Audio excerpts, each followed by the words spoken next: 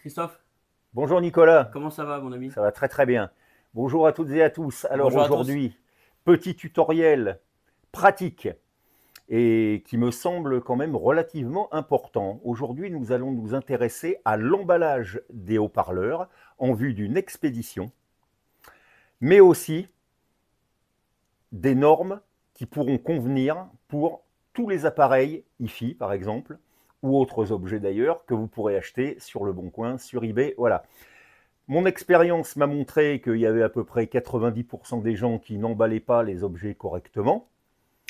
Manque de méthode peut-être, manque de connaissance de la réalité du transport, Nicolas qui était livreur. Oui, j'étais livreur pour Amazon, TNT, entre autres La Poste, et les colis souvent sont maltraités, balancés, donc forcément, mieux vaut qu'ils soient bien emballés, parce Ouais. que sinon, bah, Parce ça qu'on a, arrive ici et ils sont il faut massacrés. comprendre, on a des livreurs sur le rush toute la journée. Bah, Hein. toujours à Combien courir. tu livrais toi, de colis par jour chez Oh, Tendron?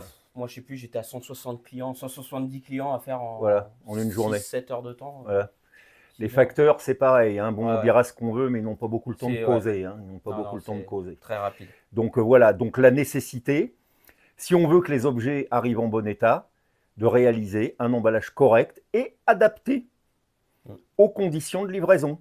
C'est-à-dire que j'ai vu un jour une vidéo dans un centre de tri d'un coliseur que je ne nommerai pas. Ouais.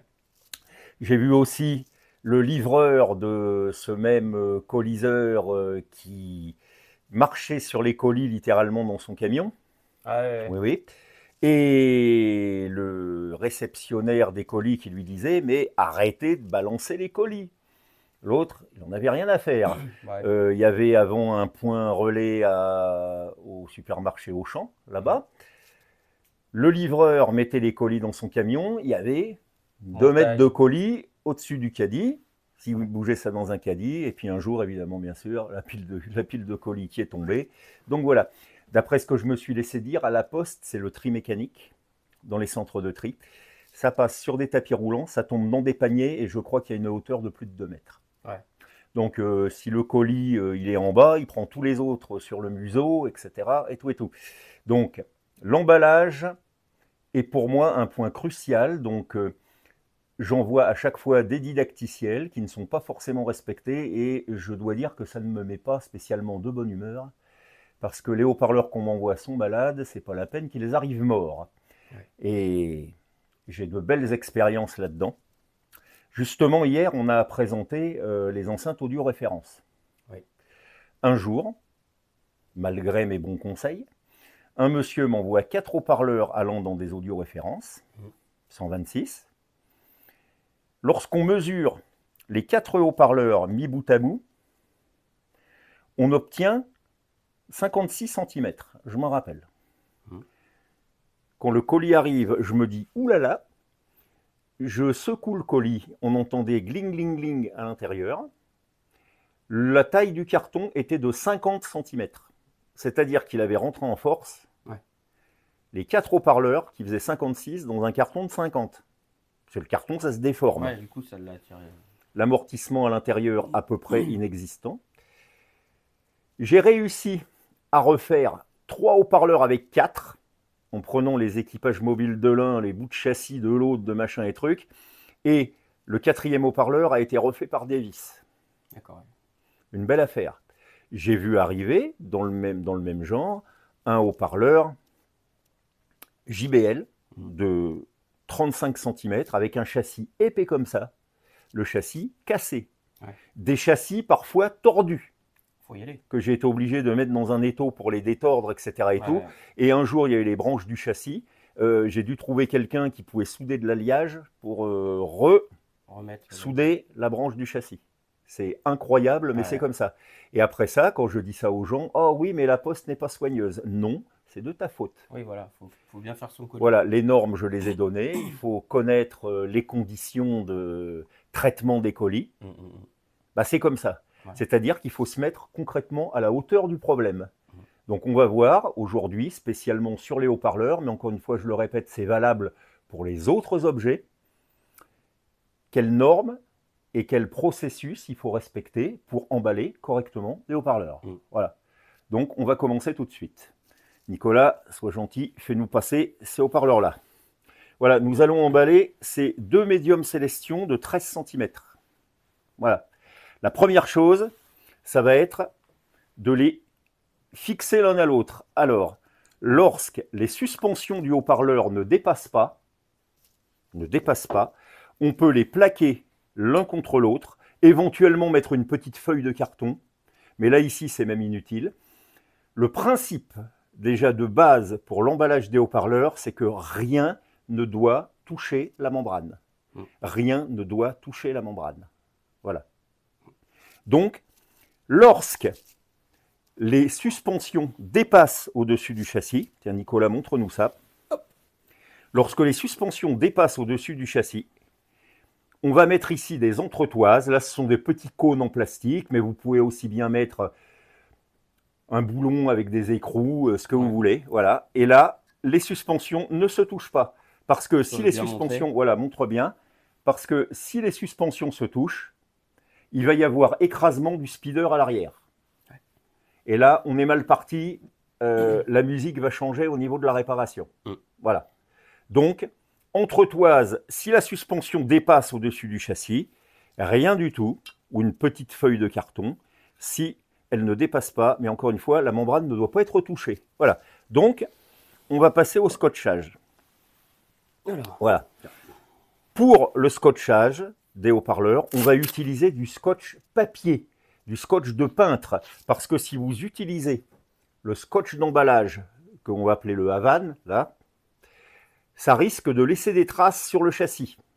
De même, Nicolas me le faisait remarquer tout à l'heure, il ne faut pas mettre le scotch sur les étiquettes. Exactement. Car sinon, bah, ça va arracher l'étiquette. Et c'est très dommage. C'est très dommage. C'est très dommage. Voilà. Et ça, les gens n'y pensent pas forcément. Ouais.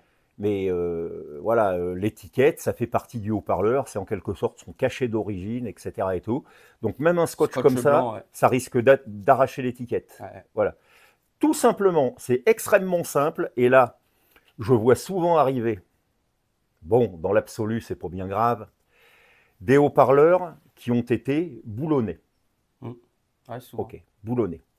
Alors, je passe sur le fait que, merci beaucoup, il y en a des fois qui mettent des écrous, comment on appelle ça, là, avec le plastique à l'intérieur, là, des Nil Stop, là, ou quelque chose comme ça. Du frein filet ? Non, non, non, non, des Nil Stop. Je crois que ça s'appelle des Nil Stop. Bonjour pour les enlever, il faut aller chercher les outils, la clé, etc. et tout. Il y a des fois, j'ai mis je ne sais pas combien de temps pour enlever les boulons, là, le boulonnage là, sur des HP. Ce n'est absolument pas utile de s'embêter à faire ça. Absolument pas. Et même, si le colis est fortement secoué, il peut y avoir des risques de casse, surtout quand c'est en alliage. Bah, c'est ce qui est arrivé au audio référence, par exemple. Des risques de casse avec le châssis qui se tord avec les boulons, etc. et tout. Voilà. Ok. Alors, mettez, si vous voulez, des rilsans, si vous voulez, à la rigueur. Mais le mieux, c'est tout bêtement du scotch papier. Donc, voilà. On va tourner. Je rabats. Voilà. Je rabats. Voilà. Et les haut-parleurs sont fixés. Voilà. Alors, vous me direz, bon, là, ici, on a deux petits médiums de 13 ou 14, mais qu'en est-il avec les gros haut-parleurs?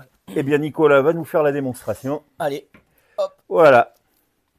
Regardez. Donc, on a deux haut-parleurs Electro Voice de 38 cm qui doivent faire à peu près 7,5 kg chacun. Ici, ils sont scotchés. Il y a un simple tour de scotch. Ouais. Et ça tient. Et ça tient. C'est lourd en plus. Et c'est lourd et ça tient. Donc, fixation des deux haut-parleurs face à face avec du scotch papier. Et c'est pas ce qu'il y a de plus cher en plus. Non, c'est pas ce qu'il y a de plus cher. Voilà. Maintenant, on l'a dit tout à l'heure. Tu nous reprends ça, s'il te plaît. Hop. Voilà. On a dit tout à l'heure, il faut que rien ne touche la membrane. Donc, les haut-parleurs, on va les filmer. Alors, c'est pas compliqué, vous pouvez même prendre du film à micro-ondes si vous voulez. Voilà. Et on va faire quelques tours, voilà. Au moins un tour comme ça. Et on va faire un tour comme ça. Hop.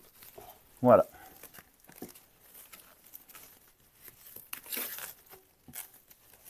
Voilà. Voilà. Et là, le haut-parleur déjà commence à être protégé. Voilà. Alors, si vous n'avez pas de film sous la main, c'est pas compliqué. Vous prenez un simple sac en plastique et vous mettez les haut-parleurs dedans.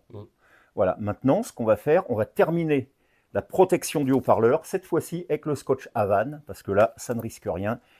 Les traces, on s'en fout. Voilà. Et donc, là, je vais viser prioritairement l'espace entre les branches. Voilà. Et je vais filmer. Voilà. Je tourne. Hop. Et je passe dans l'autre sens. Et je passe dans l'autre sens. Voilà.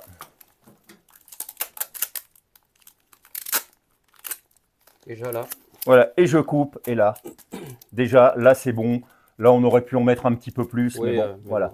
Là, c'est bon. On est bon. Voilà. La première partie de l'opération est réalisée. Déjà, les haut-parleurs sont protégés. Voilà. Voilà. Parce que des fois, j'ai vu dans des colis qu'on m'a envoyés, mais des choses hallucinantes, avec des morceaux de papier coincés entre les branches du châssis, histoire de bien déformer la membrane, mais c'est ahurissant, quoi, je veux dire. C'est pour ça qu'après, le client, il se retrouve avec une membrane qui va être déformée. Bien sûr, et une bobine décentrée, parce qu'il y a eu des contraintes dessus, etc. Et tout et tout.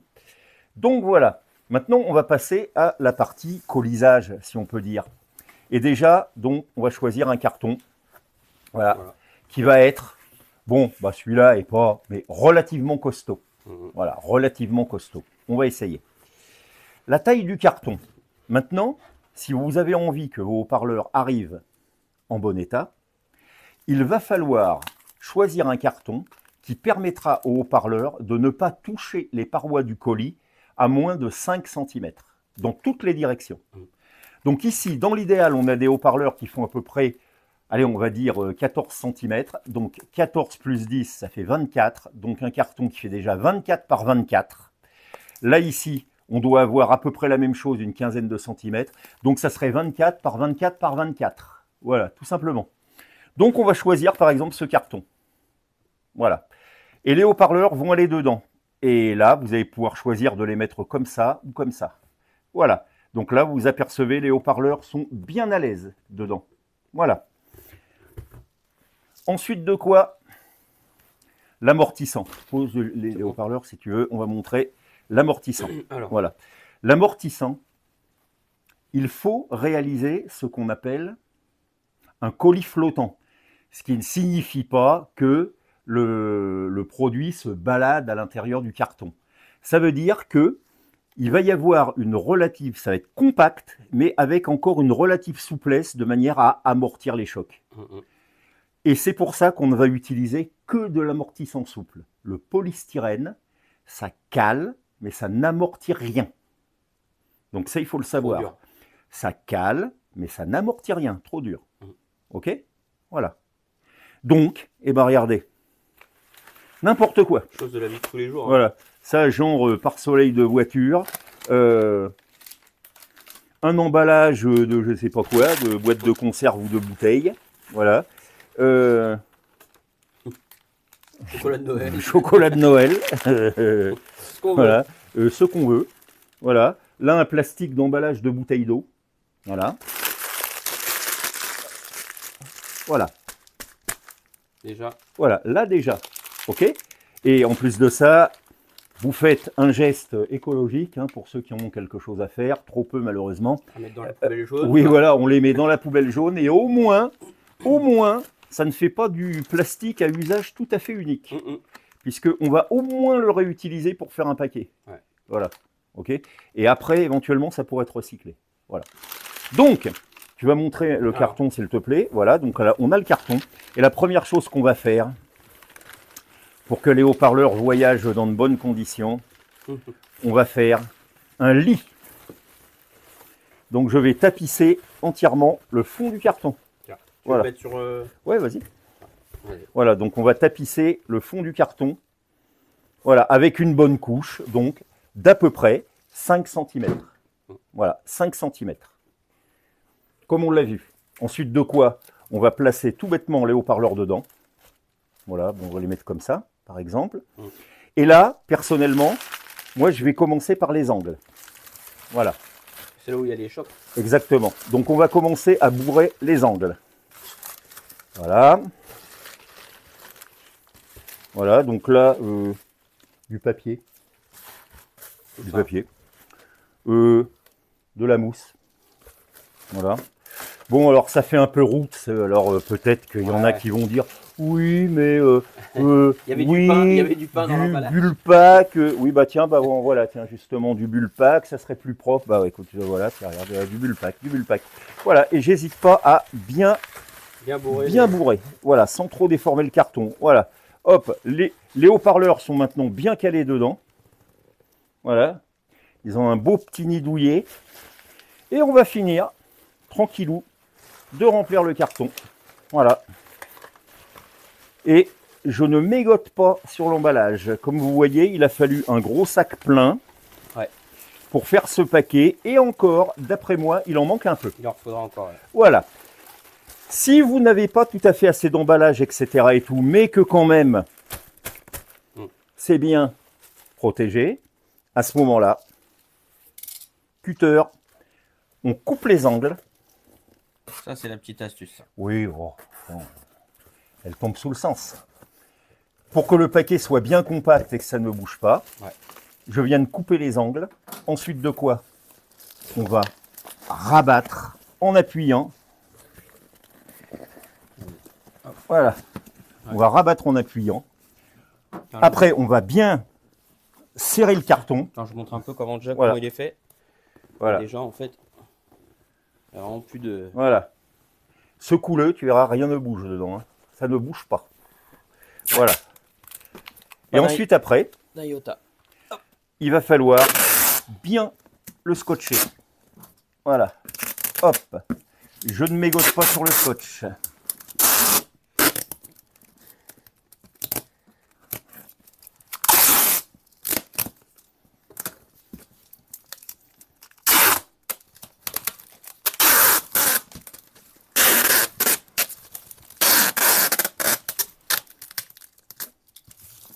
Voilà, là on le fait à la va-vite, hein, s'il y a des esthètes du scotch qui veulent un scotchage parfait. Les angles. Oui, donc bah voilà, allez hop, maintenant on tourne. Voilà, là le tour de scotch ici, il est important parce qu'il y a des fois les angles du carton qui risquent de se casser. Voilà, ensuite après on le retourne. Là il est déjà scotché, mais bon, allez, on va améliorer tout ça. Voilà, et voilà. Voilà, et éventuellement, si on veut, après, pour le plaisir, on va faire encore un tour dans l'autre sens. Pour le plaisir. Exactement, voilà, comme disait Herbert. Voilà, le paquet est fait. Voilà. Notre ami Nicolas, d'ailleurs, avec ses 76 kilos, c'est ça, un truc comme ça, pose-le par terre. Ah, voilà, je ne sais pas si on va voir. Si, bah, c'est pas grave, vas-y, monte dessus. Tu verras mon martre, vas-y. Attention. Voilà, allez, vas-y. Oh punaise. Vas-y. Voilà, ok. Là, je suis dessus, là. C'est très bien, il est dessus, vas-y. Prends le haut-parleur, prends le paquet. Hop. Voilà, jette-moi ça par terre. Ah, vous n'allez pas bien voir, mais regardez, écoutez pas bien. Regardez. Voilà, allez. Si on ouvre le paquet, qu'est-ce qu'on va retrouver? On retrouvera les haut-parleurs dans l'état qu'on les a mis. Exactement. Et ça n'aura absolument pas bougé. Voilà, moi je pars du principe qu'un bon paquet, en tout cas c'est le cas de tous les miens, quand j'expédie des haut-parleurs, que ça soit n'importe quoi, des gros, des... Voilà. Ça peut tomber du premier étage. Un jour, chez un coliseur que je ne nommerai pas, mais bon, tout le monde comprendra qui c'est, et c'est vraiment le coliseur bas de gamme de chez bas de gamme, hein, le Ikea du colisage. Mon paquet a fait 5 allers-retours entre le centre de tri et des points relais qui étaient fermés, pour revenir là où il était parti. Alors le carton, il avait bien bigné, partout, mais les haut-parleurs à l'intérieur étaient intacts. Le principal. Voilà. Voilà. Donc, vous voyez, c'est tout simple. Là, ça a pris plus de temps parce qu'il y a eu des explications. Sérieusement, si vous avez réuni tout le matériel, il y en a pour 5 minutes chrono Ouais, puis, à faire un paquet digne de ce nom. mm, Et je vous signale que c'est valable pour d'autres objets, j'en sais rien, une carafe en cristal, ce que vous voulez. mm, mm. Les normes, de l'emballage souple, un carton qui est suffisamment dimensionné, Ouais. 5 cm minimum, bien bourré, Mm. réduit s'il le faut, etc. Et tout et tout. Voilà. Alors, vous me répondrez que c'était des conseils très évidents, etc. Vous n'avez peut-être pas appris grand-chose. Seulement, quand je vois les colis que je reçois, Ouais, c'est là donc que tu as voilà. la preuve où. Donc voilà. Et comme je vous le disais, je vis ça très très mal. Mm, mm. Voilà. J'ai juste une petite Vas-y. chose, Chris. On n'a pas montré pour les Twitter. Ah oui, exact. Très Donc, bonne pour remarque. pour les Twitter. L'emballage des tweeters. Voilà. Voilà. Alors oui, et on n'a pas vu l'emballage de un seul haut-parleur. Ouais. Si vous avez un seul haut-parleur et que la suspension ne dépasse pas au-dessus du châssis, vous pouvez simplement le plier dans une feuille en carton, le scotcher et le filmer. Pour les tweeters, si on ne veut pas écraser les dômes et tout le Bataclan, on va prendre un cylindre comme ça, un rouleau de scotch, une capsule de bouteille de lait si c'est un petit tweeter, voilà, celui-là est un peu plus gros. On met ça dessus, s'il n'y en a qu'un seul, on scotche, au scotch blanc, Toujours. évidemment, et on filme. S'il y en a deux, c'est pas compliqué, ça donne ça. Les dômes sont en bon état, ça arrive en bon état, c'est pas fripé, c'est pas plié, ça n'a pas appuyé sur les bobines, etc. Et tout va bien. Voilà, donc encore une fois, très simple et à la portée de tous. Bon, eh bien, j'espère que ce petit tutoriel vous aura été utile. Sait-on jamais si vous achetez quelque chose ou si vous expédiez quelque chose. Voilà, histoire de ne pas générer des conflits parce que quand un colis arrive en mauvais état, c'est la faute de qui? Oui. Du coliseur, du vendeur, de l'acheteur, de qui, de quoi. C'est ça le problème. Donc évitons tout ça, c'est très simple et c'est fonctionnel. Sur ces fortes paroles, salut Nicolas. Salut Chris. Je vous dis à bientôt et... Bonjour chez vous.